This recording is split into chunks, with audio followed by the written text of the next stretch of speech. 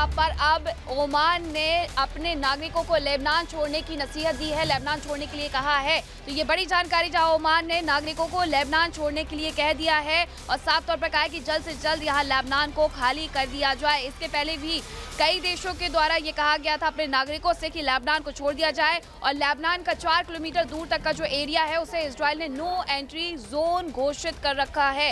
Lebanon की तरफ से लगातार अटैक किए जा रहे हैं और ऐसे में इस बार फिर से लेबनान को लेकर के संकेत।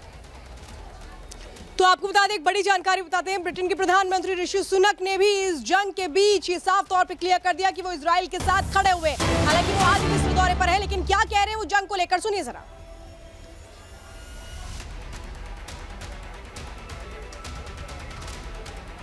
तो बड़ी जानकारी इस वक्त आपको बता रहे हैं, क्योंकि सबसे अहम सवाल यही है कि आखिर कैसे जंग को खत्म किया जाए। हमास के खात्मे के साथ साथ जंग को खत्म करना भी जरूरी है, क्योंकि फिलिस्तीन में बहुत सारे ऐसे लोग हैं जो हमास का हिस्सा नहीं है। फिलिस्तीन ने बिल्कुल क्लियर कर दिया कि वो हमास का प्रतिनिधित्व नहीं करता है। हमास और फिलिस्तीन का कोई लेना देना नहीं है और ऐसे में वो लोग जो वहां फंसे हुए हैं उनको छुड़वाना, उन तक राहत सामग्री पहुंचना, ये भी बहुत जरूरी हो जाता है। तो पल पल बड़ी जानकारी हम आपको दे रहे हैं। गाजा में मानवीय मदद का स्वागत किया गया है ऋषि सुनक की तरफ से। जो बड़ी जानकारी, बड़ी ब्रेकिंग इस वक्त आ रही है वो आपको बता रहे हैं। इजराइल जंग पर बोले हैं ब्रिटेन के प्रधानमंत्री ऋषि सुनक। गाजा पर जो अटैक हुआ है उसको लेकर के भी यहाँ कई देश ऐसे हैं जो कह रहे हैं कि हम उन्हें मानवीय मदद मुहैया कराएंगे, लेकिन इस पूरे युद्ध को, महायुद्ध को 2 हफ्ते से ज्यादा बीत चुके हैं। ऐसे में कभी भी ग्राउंड पर कार्रवाई शुरू हो सकती है, जिसका काउंटडाउन शुरू हो गया है, क्योंकि इजराइल की तरफ से अब जवाबी कार्रवाई, जमीनी कार्रवाई के लिए निर्देश दे दिए गए हैं, मंजूरी दे दी गई है। ऐसे में कब तक ये कार्रवाई होगी, इसी से जुड़ी हुई एक रिपोर्ट आपको दिखाते हैं।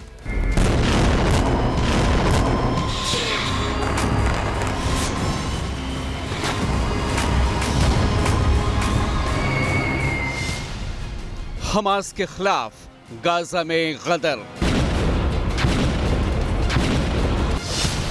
सीमा पर नेतन्याहू, जवानों में जोश। हिजबुल्लाह का वार, यमन से प्रहार। 14 दिनों से जंग, आज पहुंचेगी मदद। गाजा में ग्राउंड ऑपरेशन का काउंटडाउन जारी है। टैंकों के गोले कभी भी गाजा पट्टी में हमास के ठिकानों को निशाना बना सकते हैं। इजरायली फौज के जवान रण के अगले चरण के लिए पूरी तरह तैयार हैं। नेतन्याहू ने एक बार फिर जवानों को बता दिया है कि गाजा को जल्द ही अंदर से देखने के लिए तैयार रहें।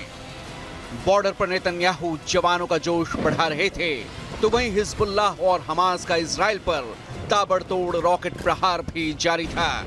अब इजराइल को यमन से निशाना बनाने की साजिश रची जा रही है।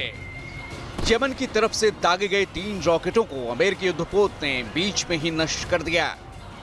इजराइल पर अब Gaza, West Bank, Lebanon, Syria और यमन से प्रहार किए जा रहे हैं।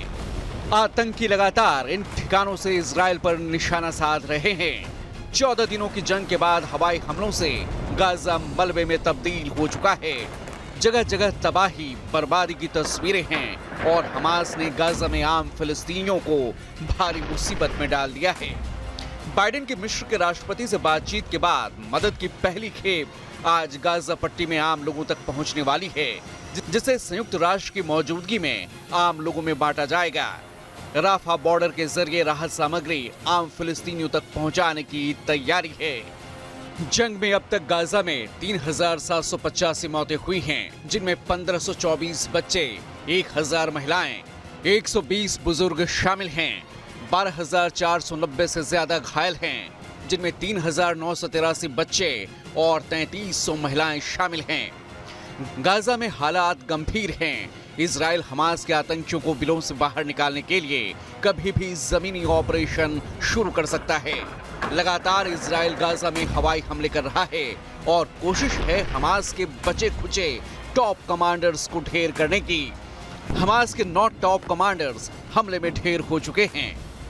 अमेरिका इजराइल के समर्थन को लेकर अटल है, तो वहीं अमेरिका के सैन्य ठिकानों को भी निशाना बनाया जा रहा है।